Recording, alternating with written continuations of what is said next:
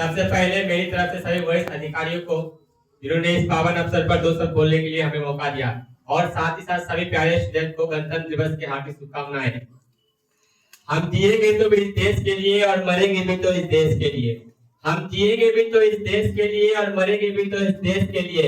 और मरने के बाद भी गंगा जल में बैठे हुए अस्थियों को कान लगा के ध्यान से सुनेंगे तो उसमें से एक ही आवाज आएगी, भारत माता की जय, भारत माता की जय। हम कुछ नई बात नहीं कहेंगे, लेकिन उसी बातों को नई तरीके से कहेंगे ताकि आप लोग और अच्छे से समझ में आए। जैसा कि आप सभी को पता है कि 26 जनवरी 1950 को हमारा भारत देश में संविधान लागू हुआ था, नियम कानून लागू हुआ था। कोई दिक्कत नहीं है, लेकिन 26 नवंबर 1949 को भारत देश में संविधान लागू हो गया था, बनके तैयार हो गया था, लेकिन अपनाया गया था 26 जनवरी 1950 को।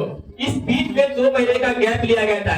ये गैप इसलिए लिया गया था कि ये कुछ पीछे से हमको जानना पड़ेगा कि 26 जनवरी 1930 में हमारे देश को स्वराज घोषित किया गया था कांग्रेस अधिवेशन के द्वारा।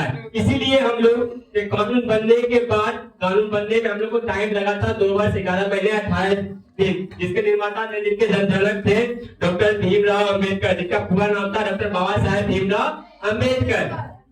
समझ में आ रहा है बच्चों आप लोग को?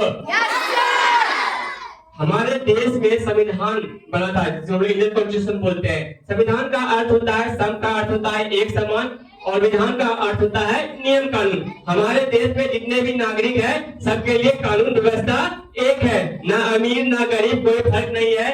जितने भी लोग होंगे उनके लिए शासन व्यवस्था क्या होगा? एक है।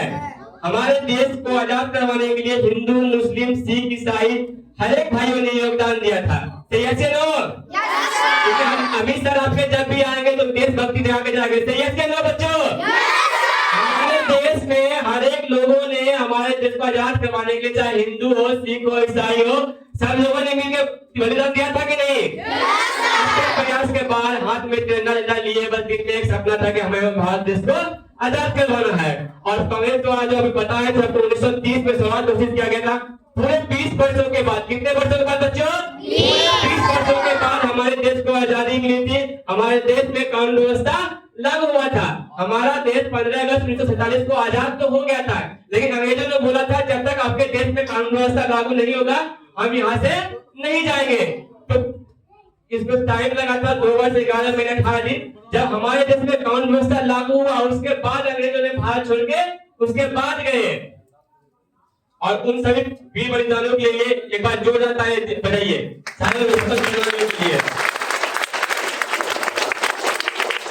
हम ज्यादा नहीं बोलेंगे, चल रहे लोग सारा अपने वाणी को यही विराम देना चाहेंगे कि ना गोलियों की बौछार से, ना तीर तलवार से, ना तलवारों की धार से हम लोग अपने देश का इतिहास लिखेंगे प्यार और मोहब्बत से। Thank you.